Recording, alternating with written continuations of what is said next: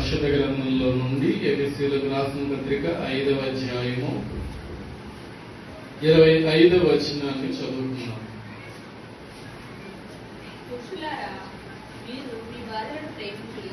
పురుషులారా మీరును మీ భార్యలను ప్రేమించుడి, అటువలే క్రీస్తు కూడా సంఘమును ప్రేమించి అది కలంకమైనను ముడత అయినను అట్టిది మరి ఏదైనను లేక పరిశుద్ధమైనది గాను నిర్దోషమైనది గాను మహిమగల సంఘము గాను ఆయన తన ఎదుట ఆ సంఘమును నిలువబెట్టవలెనని వాక్యముతో ఉదక స్నానము చేత దానిని పవిత్రపరచి పరిశుద్ధపరచుట కొరకై దాని కొరకు తన్ను తాను అప్పగించుకొనెను.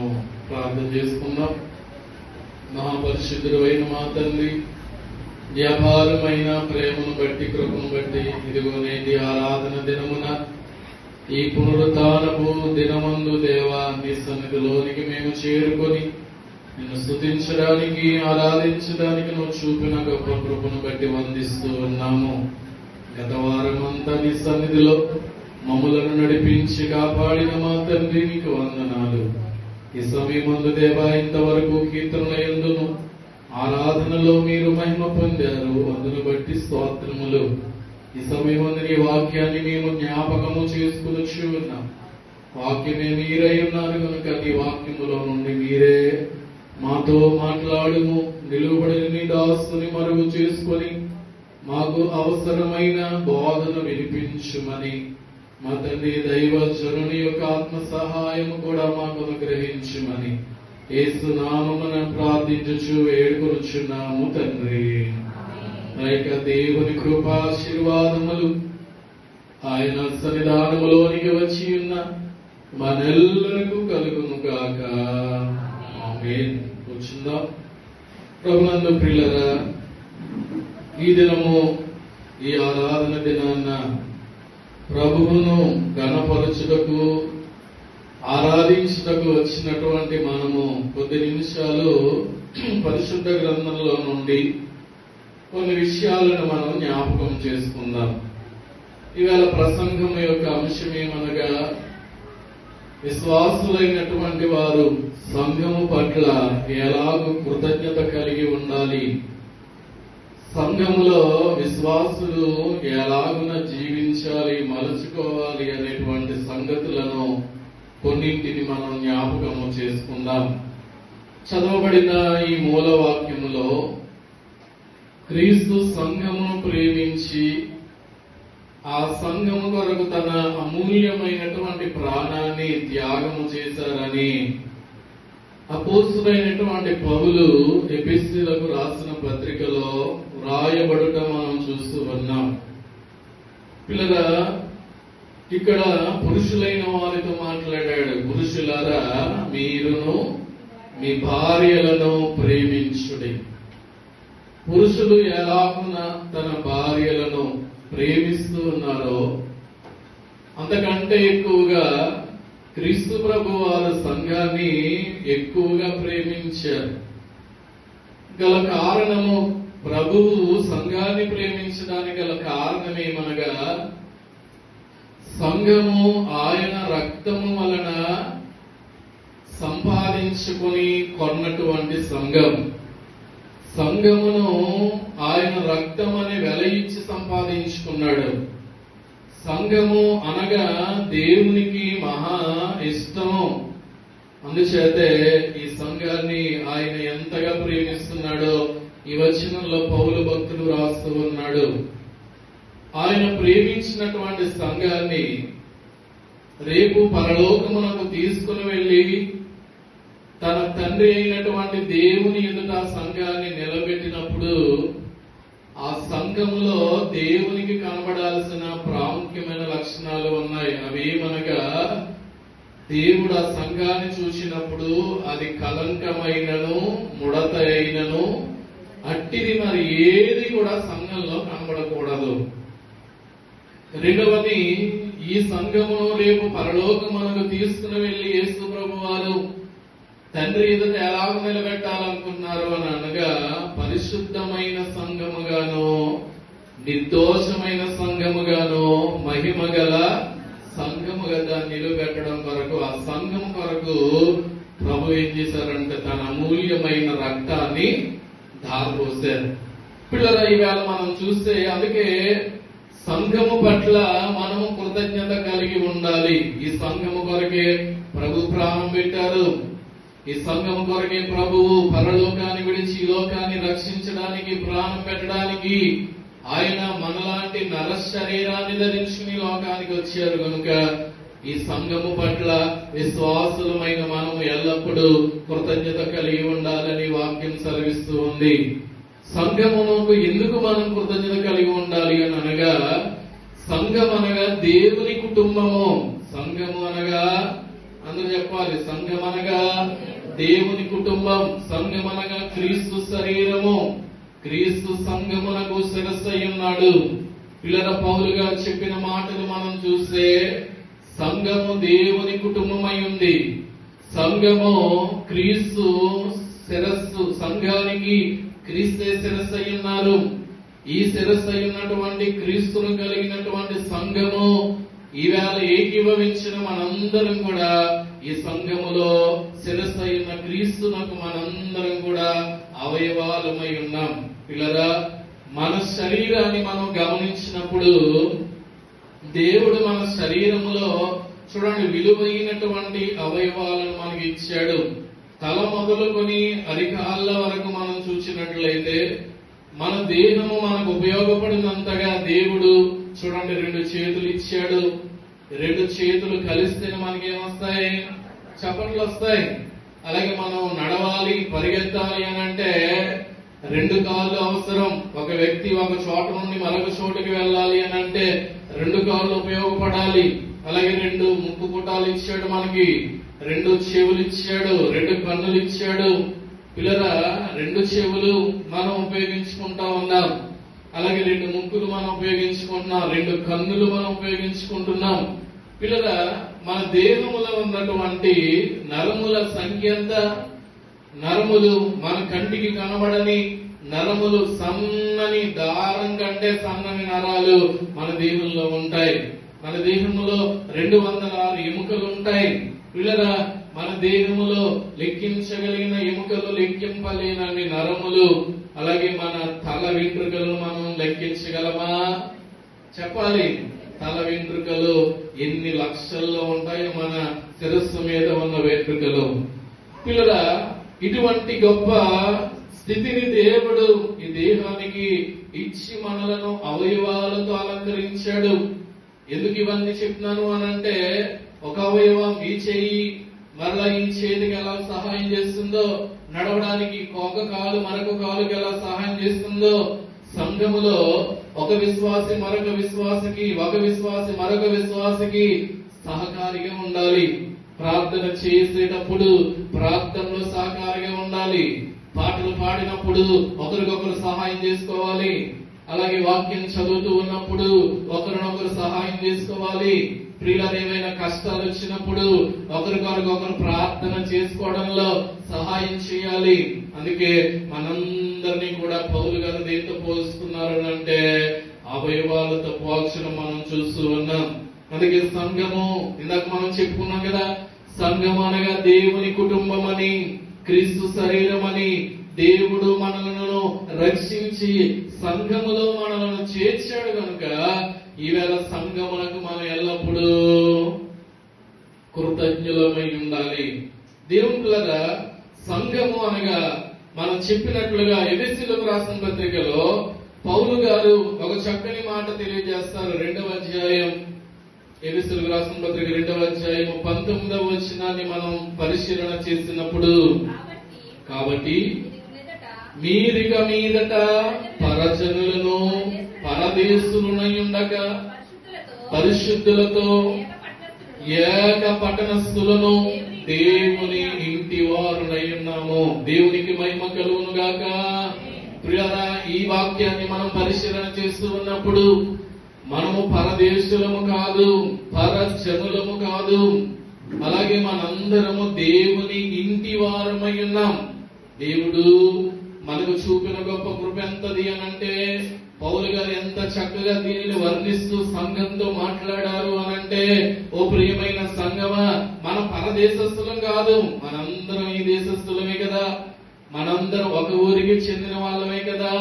అక్కడ ఏమంటున్నాడు ఎపిసి పట్టణస్థులతో పౌలు గారు అన్నాడు, మనందరం ఏక పట్టణస్థులమై ఉన్నాము. పిల్లరా, మనందరం ఏక పట్టణస్థులం. ఇప్పుడు మనల్ని ఎవరైనా మీరే ఊరు అని అడిగితే ఏం చెప్తాం? అమ్మా, ఏ ఊరని చెప్తాం? మన ఊరి పేరు చెప్పుకుంటాం. పిల్లరా, మన ఊరి వాళ్ళు వేరే పరాయి ఊర్లో ఎక్కడైనా కలుసుకున్నప్పుడు మనకు ఎంత సంతోషం కలుగుతుంది. మీ ఊరు మా ఊరు ఒకటే కదా. పిల్లలు మనం గమనిస్తే ఇక్కడ మనం గమనించాల్సిన విషయం ఏంటంటే, సంఘములో ఉన్న మనందరం ఒక ఊరికి చెందిన వాళ్ళం కాబట్టి మనం పరాయి వాళ్ళం కాదు కదా. ఈ దేవురు మా ఊరే, ఇతని దేవురు మా ఊరే. కాబట్టి పిల్లల మనం గమనించాల్సిన విషయం ఏంటంటే, ఈ సంఘములో కూడుకున్న మనం మన ఊరి వాళ్ళే వచ్చారా, లేదా పొరుగు నుండి ఎవరైనా వచ్చారా? ఇక్కడికి ఎవరైనా లేరు కదా. మనందరం ఒక ఊరికి చెందిన వాళ్ళమే, మనందరం ఒక మిషన్, ఒక సంఘానికి చెందిన వాళ్ళమే. కాబట్టి మనలో ఎవరు పరదేశస్థులు లేరు, పరజనులైన వారు లేరు. మనందరం ఏక పట్టణస్థులమై ఉన్నాము.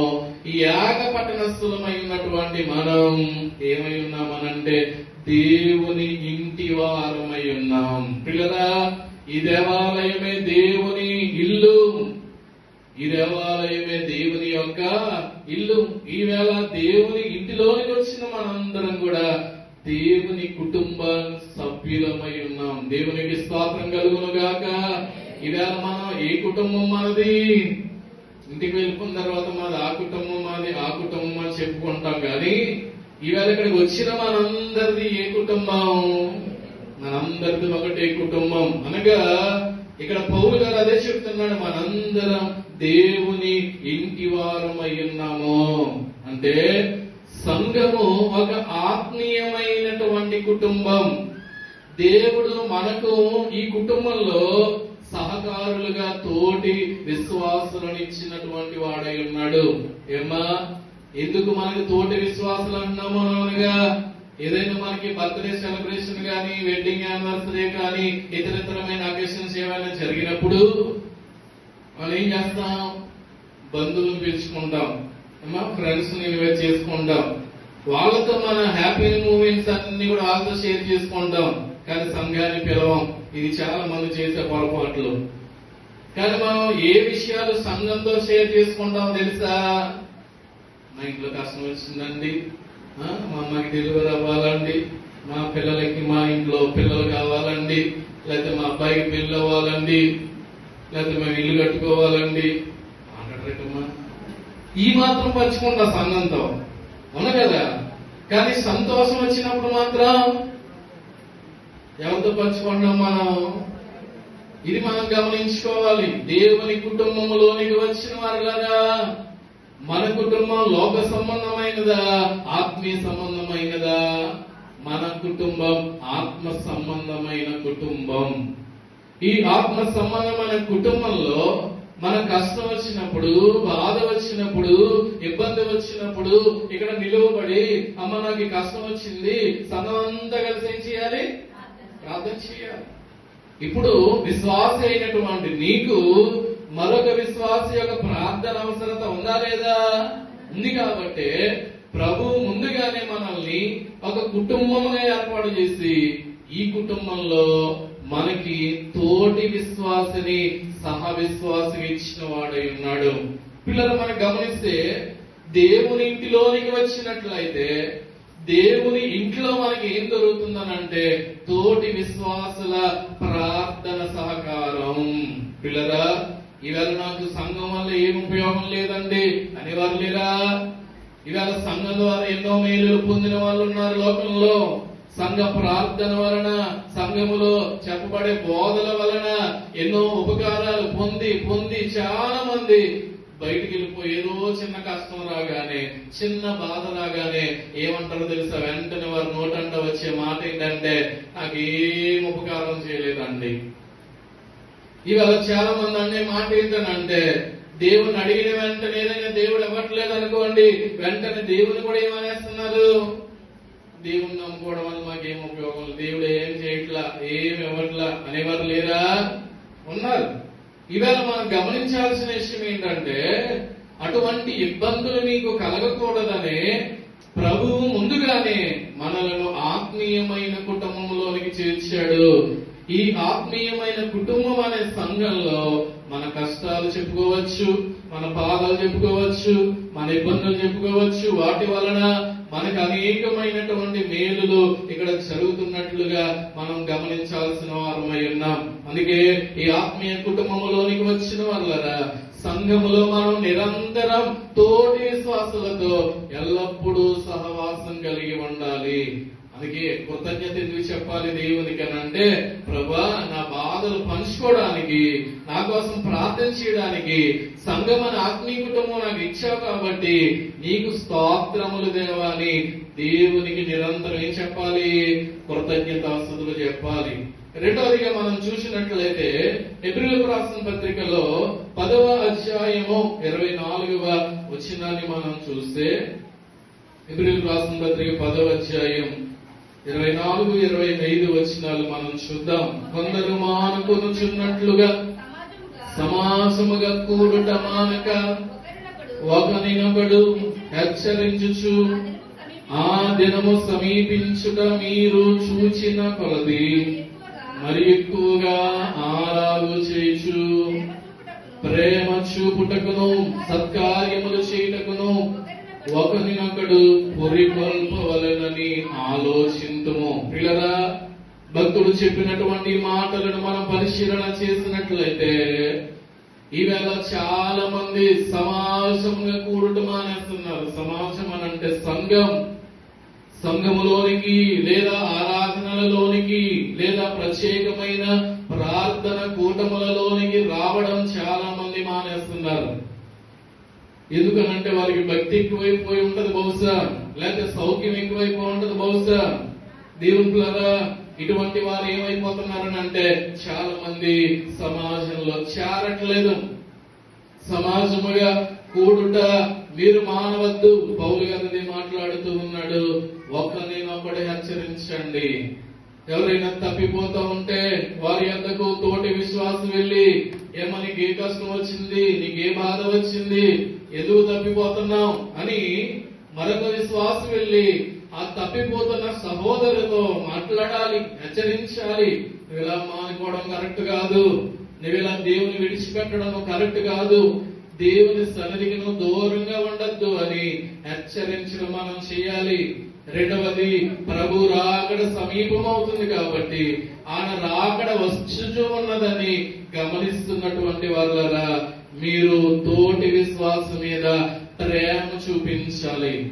ఇటువంటి ప్రేమ అలాంటి వేళ ఒకరంటే ఒకరికి ఇష్టం లేని పరిస్థితులు ఏర్పడుతూ ఉన్నాయి. అవునా కదా? ఒక విశ్వాసం అంటే మరొక విశ్వాసకి నమ్మకం లేదు, ఒక విశ్వాసం అంటే ఇంకొక విశ్వాసకి ఇష్టం కలగట్లా, ఒకరు పాట పాడితే ఇంకొకరికి ఇష్టం ఉండట్లా, ఇంకొకరు ప్రార్థన చేస్తుంటే ఇంకొకరికి ఇష్టం ఉండట్లేదు. ఇటువంటి పరిణామాలు చోటు చేసుకుంటున్నాం కాబట్టి పౌలు భక్తుడు ఏమంటున్నాడు అంటే, ఒకటే కుటుంబమై ఉన్నప్పుడు అమ్మా కుటుంబాల్లో గొడవలు రావా? భార్య భర్తల మధ్య గొడవలు రావచ్చు, అన్నదమ్ముల మధ్య గొడవలు రావచ్చు, అక్కచెల్లెల మధ్య గొడవలు రావచ్చు. కొన్నాళ్ళు మాట్లాడుకోవడం మానేస్తారు. మరో సమయం సందర్భం వచ్చినప్పుడు వాళ్ళందరూ ఏకమవుతారా లేదా? అలాగే సంఘములో ఏవైనా విభేదాలుంటే, ఏవైనా కలహాలుంటే, ఏవైనా సమస్యలుంటే ప్రార్థన ద్వారా అవన్నీ పరిష్కారం చేసుకోవాలి తప్ప వాటిని పెద్దవిగా చేసుకోకూడదు. అందుకే ఒకరి పట్ల ఒకరు ప్రేమ చూపించుకోవాలి. లేదా రెండవది అక్కడ ఏమంటున్నాడనంటే సత్కార్యములు అంటే సాలువు తెచ్చేసి మెడలో దండేసేసి పక్క విశ్వాసిని సన్మానించమని కాదు. సత్కార్యం చూపించడం అని అంటే ఎవరైనా ఒక ఆమె వచ్చి పాట పాడుతూ ఉంటే మనం చక్కగా పాడావు అని ఎంకరేజ్ చేయడం. ఎవరైనా ప్రార్థన చేస్తున్నా మనం చక్కగా ప్రార్థన చేస్తున్నాం బాగా చెయ్యమ్మా అని వారిని ఎంకరేజ్ చేయడం. అలాగే బైబిల్ చదువుతున్నారనుకోండి, అమ్మ చక్కగా చదువు, నువ్వు చక్కగా ప్రార్థన చేయి, చక్కగా పాటలు పాడు, చక్కగా దేవుని స్తుతించు అని వారిని ఎంకరేజ్ చేయడం, సత్కరించడం. అంతేగాని సాలు వేసి దండేమని కాదు అక్కడ. పిల్లల అటువంటి పరస్పరం ఒకరినొకరు పురుకొల్పుకోవడం ఉండాలి సంఘంలో. ఎంకరేజ్ చేసుకోమని అన్నాడు తప్ప డిస్కరేజ్ చేసుకోమని అనలేదు కదా. చాలా మంది చేసేటువంటి పనులు ఇవే. నాకంటే వాళ్ళు ఎక్కువ బాగా పాడకూడదు పాట, నాకంటే వాళ్ళు బాగా ప్రార్థన చేయకూడదు, చేస్తే వెలుగొచ్చేటువంటి అసూయ అనేటువంటి లక్షణాలు సంఘములో ఉండకూడదు. అందుకే ఒకరినొకరు ప్రేమ చూపుటకును సత్కార్యములు చేయుటకును ఒకరినొకడు పురికొల్పవలనని ఆలోచించండి ప్రియమైన సంఘమా. రెండవదిగా మనం చూస్తే సంఘములో నిరంతర సహవాసం మనం కలిగి దేవునికి కృతజ్ఞతాస్తుతులు చెల్లించాలి. సంఘము లోనికి వచ్చడం వలన ఆరాధన ద్వారా మన విశ్వాసం పెరుగుతుంది. మనందరం కలిసి వేళ ఏం చేసుకున్నాం? ఆరాధన చేసుకున్నాం. మనందరం కలిసి దేవుని వాక్యం విన్నాం. వాక్యము వినటం ద్వారా మన ఆత్మ మరింత బలపడుతుంది. అలాగే మనం ప్రార్థన చేయడం ద్వారా మరింత ప్రోత్సాహం మనకు కలుగుతుంది. కాబట్టి అందరూ సంఘములోనికి యథావిధిగా ప్రతి ఆదివారం దినాన నిర్లక్ష్యం చేయకుండా హాజరు కావలసిన వారమై ఉన్నాం. మూడవదిగా మనం చూస్తే సంఘము ద్వారా దేవుడు తన వాక్యాన్ని మనకు ఇచ్చి మనలను బలపరుస్తూ ఉంటారు. కాబట్టి ఈ ఆత్మీయ కుటుంబంలోకి వచ్చిన మనం వాక్యమును బట్టి దేవునికి కృతజ్ఞతాస్తుతులు చెల్లించాలి. తిమోతికి రాసిన 2వ పత్రికలో మనం చూసినట్లయితే, తిమోతికి రాసిన 2వ పత్రికలో 3వ అధ్యాయం 16-17 వచనాలు మనం చూస్తే, దైవజనుడు సన్నద్ధుడై ప్రతి సత్కార్యమునకు సంపూర్ణముగా పూర్ణముగా సిద్ధపడి ఉన్నట్లు దైవావేశము వలన కలిగిన ప్రతిలేఖనము ఉపదేశించుటకును, ఖండించుటకును, తప్పు దిద్దుటకును, నీతి యందు శిక్ష చేయుటకు ప్రయోజనకరమై ఉన్నది. పిల్లరా, ఈవేళ దేవుని ఇంటిలోనికి వచ్చిన వలన, ప్రతి ఆరాధన దినమందు దేవుని ఇంటిలోనికి వచ్చిన వలన మనకు కలిగేటువంటి మేలులేంటి అనంటే, ఒకటి, సంఘము మనకు సత్యం అనే వాక్యాన్ని బోధిస్తూ ఉంటది. దైవజనుడు ఇక్కడ నిలువబడినప్పుడు దేవుని ఆత్మ దైవజనుడిలోనికి దిగి వచ్చి దైవజనుల్లో ఉండి ఆత్మ ద్వారా మనతో మాట్లాడి మన హృదయాలను సరిచేస్తా ఉంటది. ఒక్కొక్కసారి వాక్యం మనల్ని ఖండిస్తా ఉంటది. ఒక్కొక్కసారి వాక్యం ద్వారా ఇదిగో నువ్వు తప్పు మార్గంలో వెళ్తున్నావు అని బోధిస్తూ ఉంటది. ఒక్కొక్కసారి దేవుని ఆత్మ వాక్యం రూపములో మనలను నీతిగా నడమని చెప్తా ఉంటది. అటువంటి సందర్భాలు ఈ ఆరాధనలో మనకు దొరికే గొప్ప భాగ్యం. ఇది ఎక్కడ దొరుకుతుందంటే దేవుని ఇంటిలో దొరికే భాగ్యం. దేవుని ఇంట్లో దేవుని వాక్యం దొరుకుతుంది. కాబట్టి ఆ దేవుని వాక్యం నిన్ను అనేక సార్లు ఖండిస్తూ ఉంటది, అనేక సార్లు హెచ్చరిస్తూ ఉంటది, అనేక సార్లు తప్పులు దిద్దుకోమని చెప్తా ఉంటది. అటువంటి సందర్భాల్లో విశ్వాసులమైన మనం ఆ సత్యవాక్యాన్ని మనం ఏం చేయాలి? గమనించాల్సిన వారమై ఉన్నాం. పిల్లరా, రెండవది, ఈ సత్యవాక్యం ద్వారా మన కుటుంబం పట్ల, మన పట్ల దేవుని చిత్తం ఏమై ఉన్నదో అది మనకు తెలియజేసేదే దేవుని వాక్యం. చాలా మంది ఖండించేటప్పుడు పాస్టర్ గారు సంఘాన్ని ఖండిస్తూ ఉంటే, లేకపోతే హెచ్చరిస్తూ ఉంటే ఏమనుకుంటా ఉంటారు చెప్పిన, చాలా మంది ఈ పాస్టర్ గారి కళ్ళు ఇప్పుడు నా మీద ఉంటాయి, నా కోసం చెప్పడి గారు వాక్యం అని చాలా మంది అపార్థం చేసుకుంటూ ఉంటారు. పరిశుద్ధాత్ముడు సంఘాన్ని హెచ్చరిస్తాడే తప్ప ఒకరిని తక్కువ చేసి ఒకరిని ఎక్కువ చేసి మాట్లాడాడు.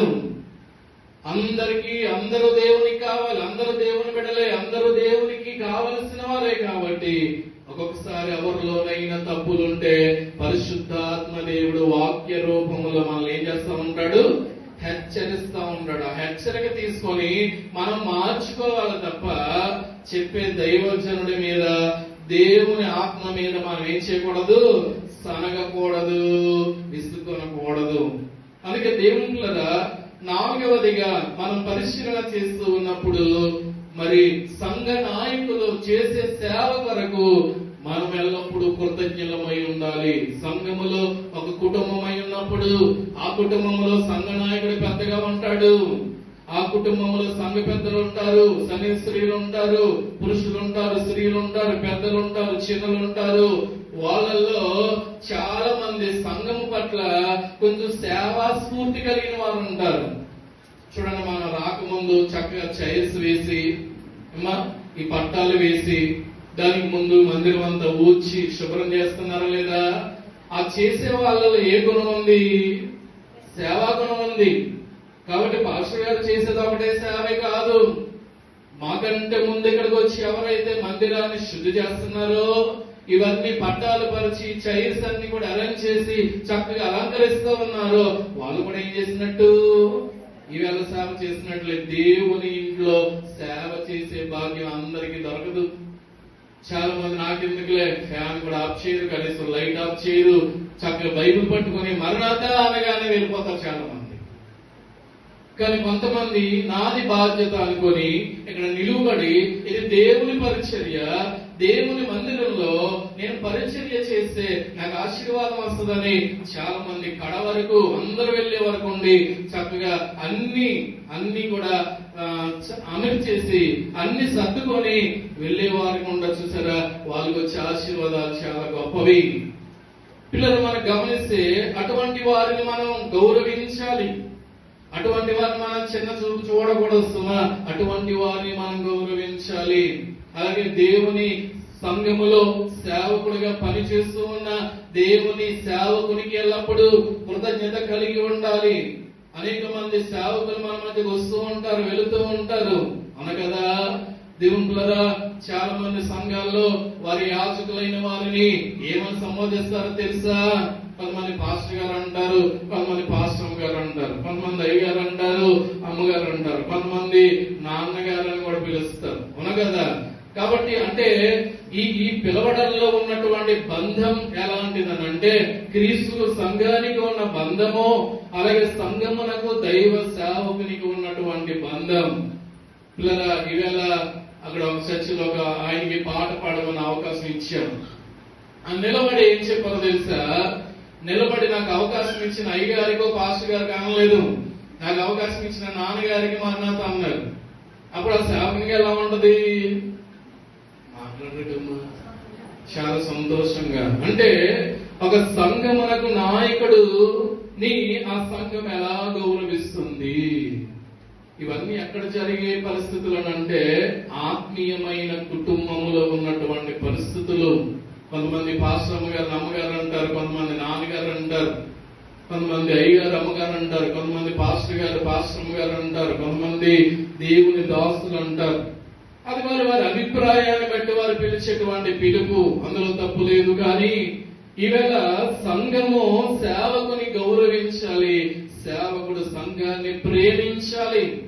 ఇవన్నీ కూడా మనం దొరికేటువంటి స్థలం ఏదైనా దేవుని ఇంటిలో ఇవన్నీ మనకు దొరుకుతాయి. దేవుని ఇంట్లో ఒకరిని ఒకరు మనం ప్రేమించే వారమై ఉండాలి, ఒకరినొకరు గౌరవించుకునే వారంగా ఉండాలి. దేవునులరా, అందుకే మన ఈ సేవకులైన వారిని, ఈ శ్రమిస్తున్న వారిని, ఈ పరిచర్య చేసే వారిని అనుదినం మనం ఏం చేయాలని అంటే గౌరవించాల్సిన వారమై ఉన్నాం. ఐదవదిగా మనం చూస్తే సంఘములో సేవ చేసే అవకాశం మాకు దయచేయమని అడగాలి.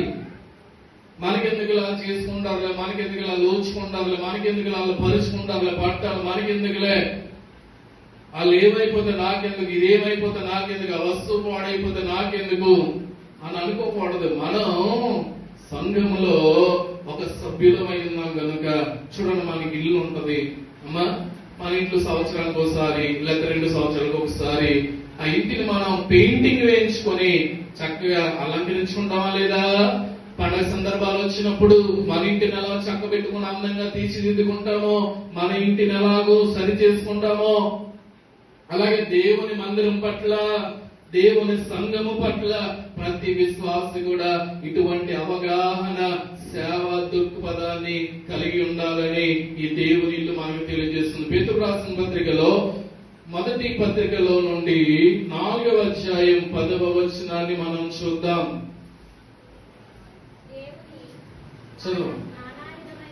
దేవుని నానా విధమైన కృపా విషయమై మంచి గృహ నిర్వాహకులయుండి ఒక్కొక్కడు కృపావరము పొందిన కొలది ఒకనికొకడు ఉపచారము చేయుడి. పేతురుగా చెప్తున్నాడు, ప్రియులరా, కృప విషయమై దేవుడు మనకి ఎన్ని విధాలుగా నానా విధాలుగా కృప చూపిస్తున్నాడు. అవునా కదా? ఒకప్పుడు మన జీవితం ఎలా ఉండేది, ఇప్పుడు మన జీవితాన్ని ఎలా హెచ్చించాడు దేవుడు. ఒకప్పుడు మన గృహం ఎలా ఉండేది, ఇప్పుడు ఎటువంటి గృహాన్ని ఇచ్చాడు దేవుడు. ఒకప్పుడు మన స్థితిగతులు ఎలా ఉండేవి, మన కుటుంబ పరిస్థితులు ఎలా ఉండేవి, ఇప్పుడు మన స్థితిగతులను ఎలా మార్చేశాడు దేవుడు. అంటే ఈ విధంగా దేవుడు నీ కుటుంబానికి, నువ్వు దేవుని కుటుంబంలో పెరుగుతున్నావు కాబట్టి నీ శరీర సంబంధమైన కుటుంబాన్ని కూడా దేవుడు నానా విధాలుగా కృప చూపించి నిన్ను ఎలాగునా మరి ఆశీర్వదిస్తున్నాడో, ఆ గృహంలో మంచి గృహ నిర్వాహకుడు అయి ఉండి దేవుడిచ్చిన కృపావరము నిన్ను హెచ్చించే కొలది నీవు ఆ దేవుని పని చేయడానికి కూడా ఏం చేయాలి, ముందుకు రావాలి. దేవుడు మనకి ఇచ్చే కొలది దేవుని సన్నిధిలో మనం ఏం చేస్తున్నాం, దేవునికి మనం ఏమి ఇవ్వగలుగుతున్నాం, దేవుని మందిరానికి మనం ఏమి ఇవ్వగలుగుతున్నాం, దేవుని సంఘానికి మనం ఏం చేయగలుగుతూ ఉన్నాం. చూడండి, ఏమైనా పండుగ సందర్భంలో వచ్చినప్పుడు చాలా మంది మరి భోజనాల విషయంలో నేను భోజనం పెడతానండి అని కొంతమంది ముందుకు వస్తూ ఉంటారు. ఇది కూడా ఒక సేవలకు భాగమే. భోజనాల విషయంలో కానీ, లేక ఎవరైనా అమౌంట్ కలెక్ట్ చేసి ఇచ్చే విషయంలో కానీ, ఇలాంటి విషయాల్లో దేవుడు నిన్ను లోకములో ఆశీర్వదించే కొలది దేవునికి మనం ఏ విషయంలో ముందుకు రాగలుగుతున్నామా, లేకపోతే ఇంకా వెనక్కి వెళ్ళిపోగలుగుతున్నామా, ఒకసారి ఆలోచన చేయండి. అందుకే వచనం అంటాడు, ఒక్కొక్కడు కృపావరము పొందిన కొలది, దేవుని నుండి ఆశీర్వాదాలు తెచ్చుకుంటున్న కొలది అమ్మా ఒకనికొకడు ఉపచారము చేయుడి. ప్రియులరా, ఈ విషయాలన్నీ కూడా దేవుని ఆత్మీయ కుటుంబంలో పేతురు గారు మనకి నేర్పిస్తున్న విషయాలు ఏంటంటే, ప్రతి విశ్వాసికి దేవుడు ఒక వరాన్ని ఇస్తాడు. ఆ వరాన్ని ఎవరికి ఉపయోగించుకోవాలి, దేవుని కుటుంబానికి మనం ఉపయోగించాల్సిన వారమై ఉన్నాం. చివరగా 6వదిగా మనం చూసినట్లయితే, సంఘములో ఉన్న విశ్వాసులమైన మనం ఇది దేవుని ఇంటి వారమై ఉన్నాం కనుక ఇది ఒకటే కుటుంబం కాబట్టి ఈ కుటుంబ ఐక్యత కొరకు అనుదినం మనం ఏం చేయాలి, ప్రార్థన చేయాలి. ఈ కుటుంబం ఎలా ఉండాలి, ఐక్యత కలిగి ఉండాలి. దేవా, సంఘం అనే నా కుటుంబం, ఈ ఆత్మీయ కుటుంబం ఎల్లప్పుడూ ఐక్యతగా ఉండాలి. ఎఫెసీయులకు రాసిన పత్రికలో 4వ అధ్యాయం 3వ వచనాన్ని మనం చూస్తే, 4వ అధ్యాయం 3వ వచనం, మీరు పిలువబడిన పిలుపుకు తగినట్లుగా దీర్ఘ శాంతముతో కూడి సంపూర్ణ వినయముతోనూ సాత్వికముతోనూ నడుచుకొనవలెనని ప్రభువును బట్టి ఖైదీనైన నేను మిమ్మును బతిమాలుకొనుచున్నాను. పిల్లరా, ఈ 6వ సంగతి ఏమనగా, సంఘ ఐక్యతను కాపాడటం కొరకు మనం దేవునికి కృతజ్ఞతాస్తుతులు చెల్లించాలి. ఒకటి, ప్రేమతో ఈ కుటుంబంలో మనం మసులుకోవాలి. రెండవది, దీర్ఘ శాంతముతో అంటే సమాధానముతో ఈ సంఘాన్ని మనం కాపాడుకోవాలి. మూడవది, ఐక్యతను కాపాడుకోవాలి. ఒకవేళ భేదాలు ఉండకపోవచ్చు, భేదాలు ఉండకపోవచ్చు, ఎన్ని భేదాభిప్రాయాలు ఉన్నప్పటికీ కూడా సంఘం అనే కుటుంబంలోకి వచ్చినప్పటికీ ఆ భేదాలన్నీ విడిచిపెట్టి ప్రక్కన పెట్టి ఈ సంఘములో మన ఐక్యత కొరకు, సంఘ అభివృద్ధి కొరకు, సంఘ ఐక్యత కొరకు నిత్యము మనం ప్రార్థన చేస్తూ ఉండాలి. ఇక చివరిగా 7వది ఏంటంటే, సంఘ అభివృద్ధి కొరకు మనం ప్రార్థన. ఇందాక సంఘ ఐక్యత కొరకు ప్రార్థన, ఇప్పుడు సంఘ అభివృద్ధి కొరకు ప్రార్థన చేస్తూ దేవునికి కృతజ్ఞతాస్తుతులు చెల్లించాలి. అపోస్తలుడైన పౌలు ఫిలిప్పీయులకు రాసిన పత్రిక 1వ అధ్యాయము 3 నుండి మనం చదివినట్లయితే మొదట దినము నుండి ఇది వరకు సువార్త విషయంలో మీరు నాతో పాలువారై ఉండుట చూచి మీలో ఈ సత్క్రియ ఆరంభించిన వాడు యేసుక్రీస్తు దినము వరకు దానిని కొనసాగించునని రూఢిగా నమ్ముచున్నాను గనుక మీ అందరి నిమిత్తము నేను చెయ్యి ప్రతి ప్రార్థనలో ఎల్లప్పుడూ సంతోషముతో ప్రార్థన చేయొచ్చు నేను మిమ్మల్ని జ్ఞాపకము చేసుకున్నప్పుడల్లా నా